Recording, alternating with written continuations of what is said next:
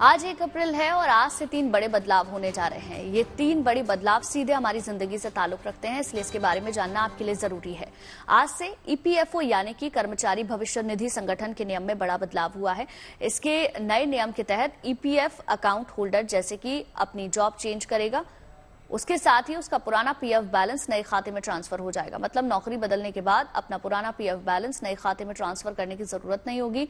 दूसरी अच्छी खबर यह है कि आज से कमर्शियल एलपीजी गैस सिलेंडर 30 रुपए 50 पैसे सस्ता हो गया है। तीसरी खबर इनकम टैक्स से जुड़ी हुई। अगर आप अब तक पुरानी टैक्स व्यवस्था के हिसाब से इनकम टैक्स रिटर्न भरते आए हैं तो ये जानना जरूरी है कि आज से नई टैक्स व्यवस्था को डिफॉल्ट किया जा रहा है। इसका मतलब है कि आपको हर साल टैक्स स्लैब का चुनाव करना होगा। ऐसा नहीं करने पर वो अपने आप नई टैक्स व्यवस्था में शिफ्ट हो जाएगा। नई व्यवस्था में कई संशोधन किए गए हैं। इसका मकसद अधिक करदाताओं को इसे चुनने के लिए प्रोत्साहित करना है, जिसमें 7 लाख तक की कमाई टैक्स फ्री है।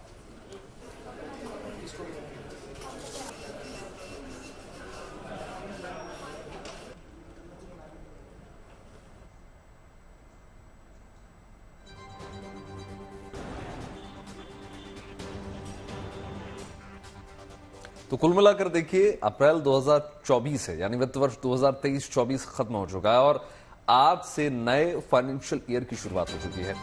आज की ये नई सुबह अपने साथ सिर्फ एक नई तारीख लेकर नहीं आई है, बल्कि कई सारे नए बदलाव भी लेकर आई है, जिससे आम जनता की जेब पर सीधा तौर पर असर पड़ेगा। क्रेडिट कार्ड से लेकर टैक्स नियमों में भी बदलाव देखने को मिलेगा। एक नजर उन बदलावों पर भी डाल लेते हैं जो आज से लागू होने जा रहा है। देखिए, अगर आप अब तक पुरानी टैक्स रिजीम के हिसाब से टैक्स भरते चले आ रहे हैं तो आपको ध्यान ये रखना होगा कि देश में नई टैक्स रिजीम को डिफॉल्ट कर दिया जा चुका है। यानी अब अगर कोई कर्मचारी नौकरी बदलता है तो कर्मचारी भविष्य निधि संगठन यानी ईपीएफओ में उसका पीएफ खाता खुद ब खुद नए नियोक्ता के पास ट्रांसफर हो जाएगा। यानी आपको खुद ये मैनुअली नहीं करना होगा। पहले सब्सक्राइबर्स की जो रिक्वेस्ट है उस पर ही इसको ट्रांसफर किया जाता था। आज से बिना केवाईसी कराए फास्टैग का प्रयोग नहीं कर पाएंगे आप, यानी आपको दोगुना टोल देना पड़ सकता है। नेशनल पेंशन सिस्टम यानी एनपीएस के नियमों में भी बदलाव करके उसे सिक्योर बनाने के लिए Aadhaar based two setup authentication system लागू कर दिया गया है। एसबीआई क्रेडिट कार्ड के लिए जो किराया भुगतान लेन देन पर रिवॉर्ड पॉइंट्स का कलेक्शन जो है उसको बंद कर दिया जाएगा। आईसीआईसीआई बैंक अपने उन ग्राहकों को कॉम्प्लीमेंट्री एयरपोर्ट लाउंज एक्सेस देगा जो अपने क्रेडिट कार्ड से एक तिमाही में 35,000 रुपए तक खर्च करेंगे, यानी ये एडिशनल बेनिफिट मिलने जा रहा है। वहीं यस बैंक की एक तिमाही में 10,000 रुपए खर्च करने पर घरेलू एयरपोर्ट का लाउंज एक्सेस देने जा रहा है। यानी ये तमाम सुविधाएं भी आपको एक्स्ट्रा मिलने जा रही हैं, जबकि आपकी सहूलियतें भी कई मामलों में बढ़ने जा रही हैं, जबकि टैक्स रिजीम पूरी तरीके से अब नए अंदाज नए तौर पर नजर आएंगे।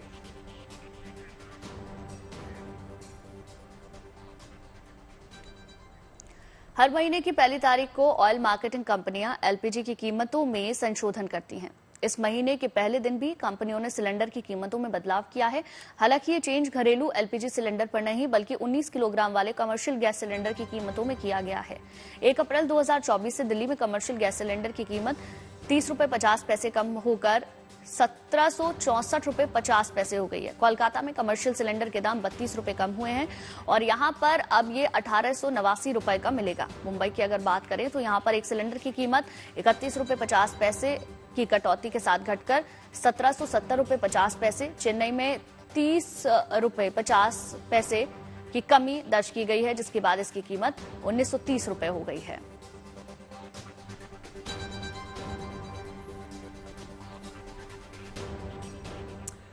खबर आपको बता दें, सेना की दक्षिणी कमान भारत की सबसे पुरानी, सबसे भरोसेमंद और सबसे बड़ी कमान मानी जाती है।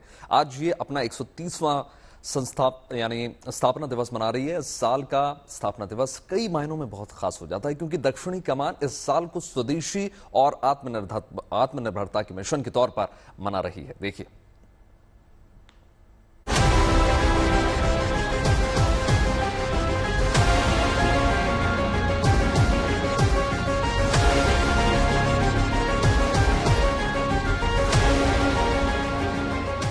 अदम्य साहस, अचूक युद्ध, गर्व से तने सीने, बहादुरी और पराक्रम से भरपूर जज्बा। कुछ ऐसी ही है भारतीय सेना की दक्षिणी कमान, जो आज अपना 130वां स्थापना दिवस मना रही है। भारतीय सेना का वो हिस्सा है जो आने वाले महीनों में 2 चरणों में 6 हेलीकॉप्टर दक्षिणी कमान को मिलेंगे।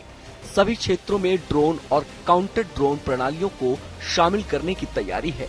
Command cyber operation support wing की स्थापना की गई है। भारतीय सेना की दक्षिणी कमान आज हर मुश्किल रण में विजय पाने के लिए काबिल है। दक्षिणी कमान के रणकौशल और जज्बे को हर कोई सलाम कर रहा है, लेकिन वक्त के साथ देश की सबसे पुरानी और सबसे बड़ी कमान को अब और भी मजबूत बनाने की तैयारी है। Bureau report, good news today.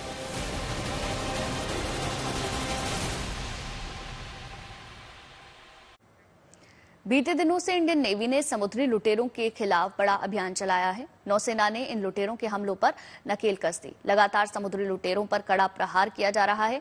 कई मौकों पर तो इन समुद्री लुटेरों को सरेंडर भी करना पड़ा। ताजा मामला ईरानी जहाज से जुड़ा हुआ है, जिस पर समुद्री लुटेरों ने कब्जा किया। इस जहाज पर सभी क्रू मेंबर पाकिस्तानी नागरिक थे। जैसे ही जहाज के हाईजैक होने की खबर इंडियन नेवी को मिली, तुरंत वो लहरों पर ऑपरेशन को अंजाम देने के लिए निकल पड़ी। फिर करीब 12 घंटे की मशक्कत के बाद इंडियन नेवी ने सभी को आजाद करवा दिया। इन सभी पाकिस्तानी नागरिकों ने हिंदुस्तान जिंदाबाद के नारे लगाए।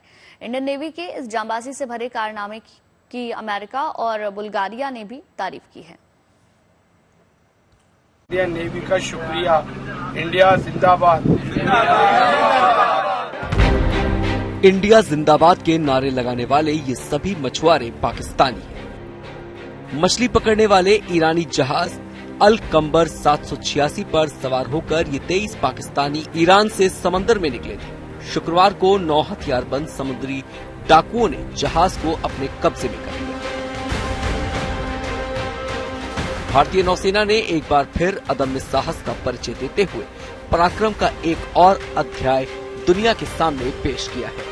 नौसेना ने अपने जज्बे और बहादुरी से न सिर्फ पाकिस्तानी बंधकों को सुरक्षित बाहर निकाला, बल्कि कई लुटेरों को हथियार डालने पर मजबूर कर दिया।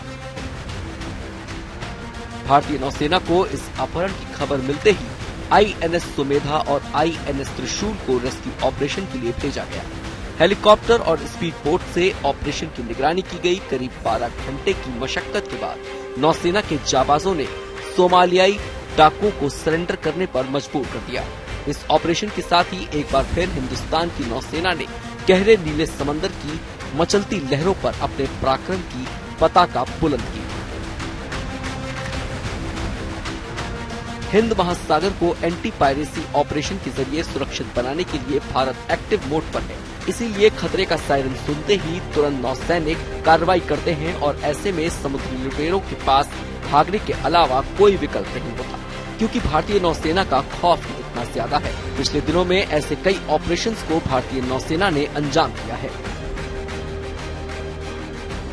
इसी मिशन एंटी पायरेसी के तहत इंडियन नेवी ने मछली पकड़ने वाले ईरानी जहाज अल कंबर 786 चालक दल के सभी 23 पाकिस्तानियों को सुरक्षित निकाल लिया।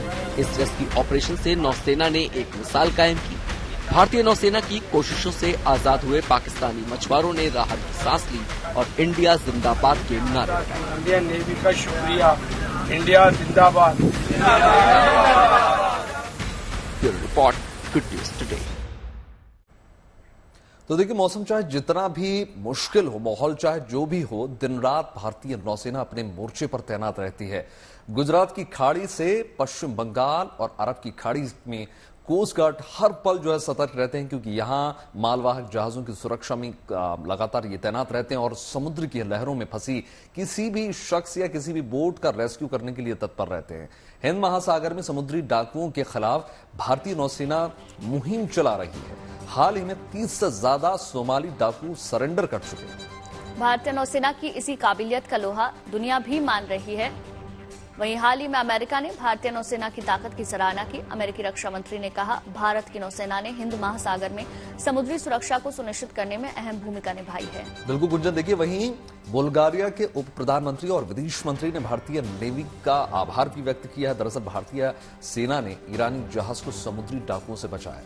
जहाज पर सवार क्रू मेंबर सहित सभी 17 लोग सुरक्षित बचाए गए थे। विस्तार से समुद्री तट पर चल रहे ऑपरेशन की बात करें तो भारतीय नौसेना ने 29 मार्च को सोमालिया के समुद्री लुटेरों के खिलाफ ऑपरेशन भी चलाया था, जिसमें देखिए नौसेना ने करीब 23 पाकिस्तानियों की जान बचाई।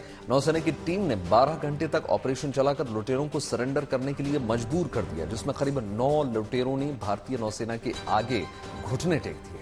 इससे पहले भी इसी तरह नौसेना ने अपनी ताकत दिखाई थी। दिसंबर के महीने में अदन की खाड़ी में लुटेरों ने जहाज हाईजैक किया, जिसे बचाने के लिए नौसेना ने ऑपरेशन चलाया और 15 मार्च को पूरा किया।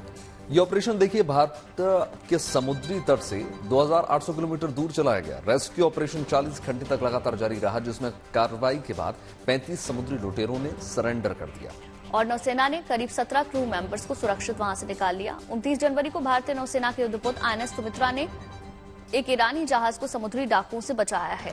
बिल्कुल देखिए, जहाज पर सवार क्रू मेंबर सहित सभी 17 लोग सुरक्षित निकाल लिए गए थे। इससे पहले 4 जनवरी को भी भारतीय नौसेना ने लाइबेरिया के जहाज को डाकुओं से बचाया था, जिसमें सवार 21 लोगों को सुरक्षित बाहर निकाला गया। इस जहाज पर 15 भारतीय भी मौजूद थे। जाहिर है, समुद्र तट पर तस्कर और लुटेरों पर काबू पाने के लिए कोस्ट गार्ड लगातार ऑपरेशन चला रही है। इसकी ताकत का लोहा पूरी दुनिया मान रही है। बात अब मौसम के मिजाज की कर ली जाए। अप्रैल के महीने की शुरुआत हो चुकी है और इसी के साथ गर्मी ने भी अब दस्तक दे दी है। ताजमहल का दीदार करने जा रहे पर्यटकों को ताज की खूबसूरती के साथ साथ सूरज की तपिश भी लगातार झेलनी पड़ रही है। गर्मी से राहत पाने के लिए लोग जो है ठंडा कोल्ड ड्रिंक के साथ साथ तमाम ऐसी ठंडी पदार्थों का सहारा ले रहे हैं। चिलचिलाती धूप से बचने के लिए छतरी लेकर वहां पर ताजमहल में घूमते हुए आपको नजर आएंगे।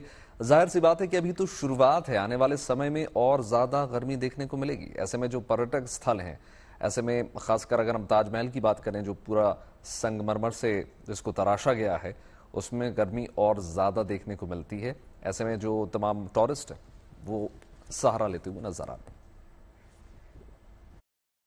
गर्मी बहुत ज़्यादा है, बच्चों के साथ तो खैर बहुत मुश्किल है, तो एक पानी की बोतल ज़रूर कैरी कीजिएगा साथ में अपने, और कूलेंट्स किसी तरह अपने आप को प्रोवाइड कर सकते हैं तो वो कीजिए बस। हम यहाँ पे ताजमहल देखने आए थे, पर यहाँ पे बहुत ज़्यादा गर्मी है। हमारे वहाँ का टेम्परेचर इतना ज़्यादा नहीं है, यहाँ पे तो इतनी ज़्यादा गर्मी है, अंदर तो पानी के अलावा कुछ लेके भी नहीं जा सकते। आगरा देखा, उसके बाद हम ताजमहल पहुँचे, लेकिन गर्मी के कारण जो समय अभी का है, दोपहर का है, गर्मी इस टाइम होती है, लेकिन अब आज के दिन बहुत ज़्यादा है। जो कि मार्च में टेम्परेचर रहता था उससे हमें ज़्यादा महसूस हुआ। गर्मी है, बच्चे आइसक्रीम मांग रहे हैं, कोई कोल्ड ड्रिंक मांग रहा है। चलिए अब आपको जम्मू कश्मीर के उधमपुर लेकर चलते हैं, जहां घायल सांभर को बचाया गया। ये सांभर वहां एक नहर में गिर गया था। लोगों ने देखा तो वन विभाग को इसकी खबर थी।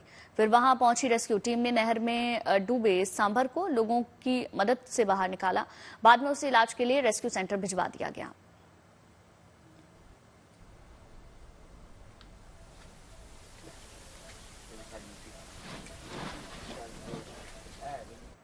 चुनाव का शंखनाद हो चुका है और अब सियासी पार्टियां जोर आजमाइश में जुट गई हैं। चुनावी सरगर्मी में कल का दिन सियासी रैलियों का सुपर संडे बन गया। मेरठ में प्रधानमंत्री मोदी की रैली हुई तो दिल्ली के रामलीला मैदान में विपक्ष ने अपनी एकजुटता दिखाई। देखिए चुनाव से पहले की सियासी हलचल पर यह रिपोर्ट।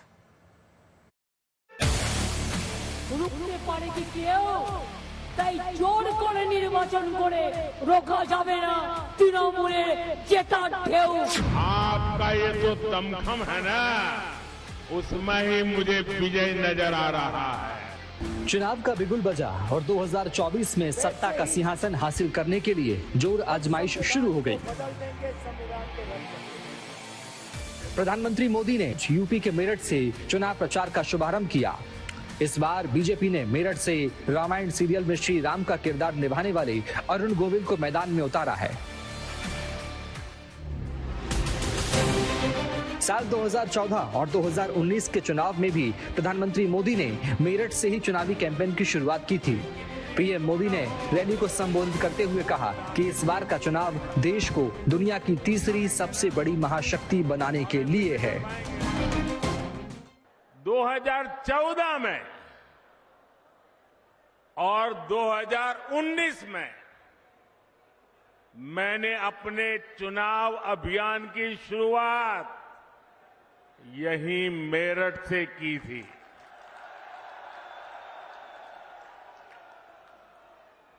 अब 2024 के चुनाव की पहली रैली मेरठ में ही हो रही है। साथियों, 2024 का ये चुनाव सिर्फ एक सरकार बनाने का चुनाव। वहीं दूसरी तरफ इंडी गठबंधन के नेता भी चुनाव से पहले अपनी एकजुटता दिखाने के लिए दिल्ली के रामलीला मैदान में जुटे। यह पहला मौका था जब इंडी गठबंधन में शामिल 27 पार्टियां एक साथ एक मंच पर नजर आई। इस रैली में विपक्ष के नेताओं ने बीजेपी पर कई आरोप भी लगाए। हमारे सारे के सारे बैंक अकाउंट बंद कर दिए गए हैं। चुनाव के बीच में देश की सबसे बड़ी ऑपोजिशन की पार्टी के सारे अकाउंट बंद कर दिए। हमें कैंपेन चलाना है, हमें लोगों को प्रदेशों में भेजना है, पोस्टर लगवाने हैं। सारा का सारा जो हमारे रिसोर्सेज हैं, बैंक अकाउंट बंद कर दिए गए। तो ये कैसा चुनाव हो रहा है? नेताओं को धमकाया जाता है, पैसे देकर सरकारों को गिराया जाता है, नेताओं को जेल में डाला जाता है। केजरीवाल जी को, सोरेन जी को ये पूरी की पूरी मैच फिक्सिंग करने की कोशिश की जा रही है।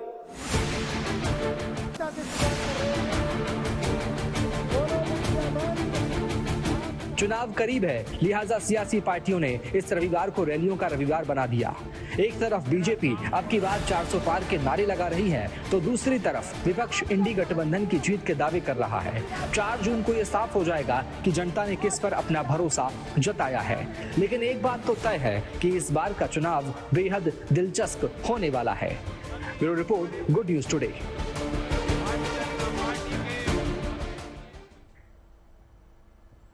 बात कुछ और खबरों की हो जाए। मास्टर ब्लास्टर सचिन तेंदुलकर अगर किसी की तारीफ कर दें तो सोशल मीडिया पर उसके चर्चे होना स्वाभाविक है, लाजमी है। कश्मीर के सोपोर में रहने वाली 10 साल की हुर्मत इरशाद के टैलेंट की इन दिनों खूब तारीफ हो रही है। हुर्मत के क्रिकेट खेलने का जो तरीका है, उसका एक वीडियो इन दिनों सोशल मीडिया पर जमकर वायरल हो रहा है। नन्ही सी उम्र में हुर्मत के शॉट्स देखकर सचिन भी बहुत प्रभावित उससे हो गए। उन्होंने हुर्मत के खेल की तारीफ सोशल मीडिया पर जमकर की। सचिन ने लिखा कि छोटी बच्चियों को क्रिकेट खेलता देखकर मेरे चेहरे पर मुस्कान आ जाती है। और जाहिर सी बात है, जब सचिन तेंदुलकर किसी की तारीफ कर दें तो फिर उसकी चर्चा होना, वो वीडियो वायरल और ज्यादा होना लाजमी है।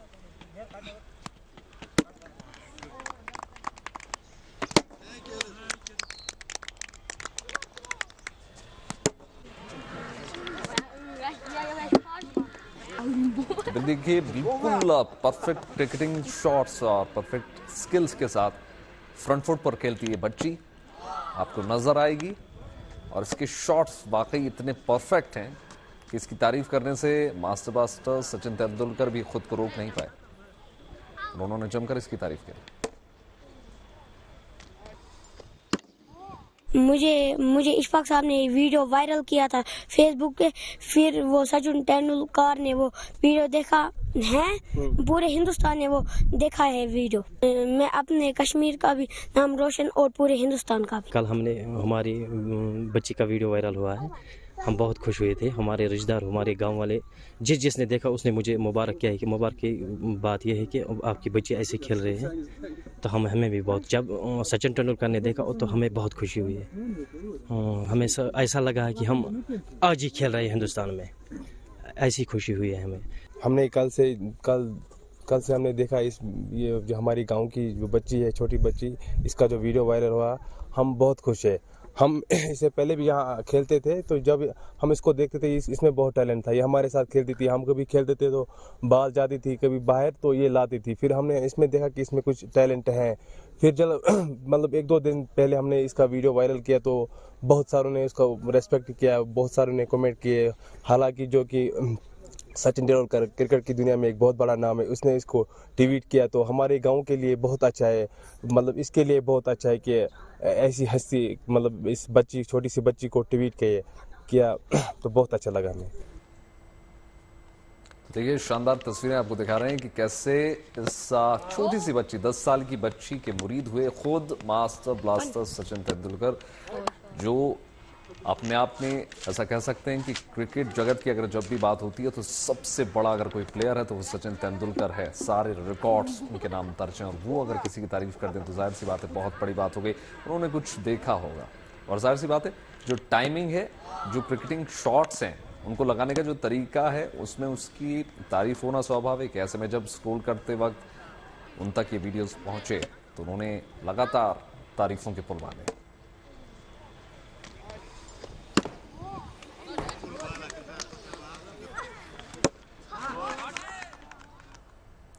और चलिए अब आपको लेकर चलते हैं मथुरा के इस्कॉन मंदिर, जहां भव्य कार्यक्रम का आयोजन किया गया। इस्कॉन मंदिर में 1008 चरण पादुकाओं का स्थापना कार्यक्रम चल रहा है। इस दौरान चरण पादुकाओं का अभिषेक किया जा रहा है। ये चरण पादुका पूरे विश्व में स्थापित की जाएंगी, यानी जहां जहां चैतन्य महाप्रभु गए हैं वहां उनकी चरण पादुका स्थापित की जाएंगी। इस कार्यक्रम में आस्था और भक्ति को देखा जा सकता है। दूर दराज से आए भक्त श्री कृष्ण के भजनों पर झूमते नजर आए।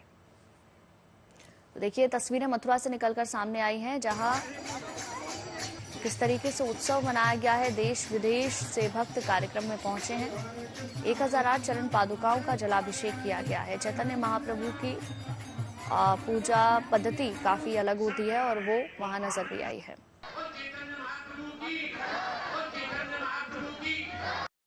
आज वृंदावन में इस्कॉन मंदिर कृष्ण बलराम हॉल में आज बहुत सुंदर अद्भुत चरण पादुकाओं का अभिषेक किया गया।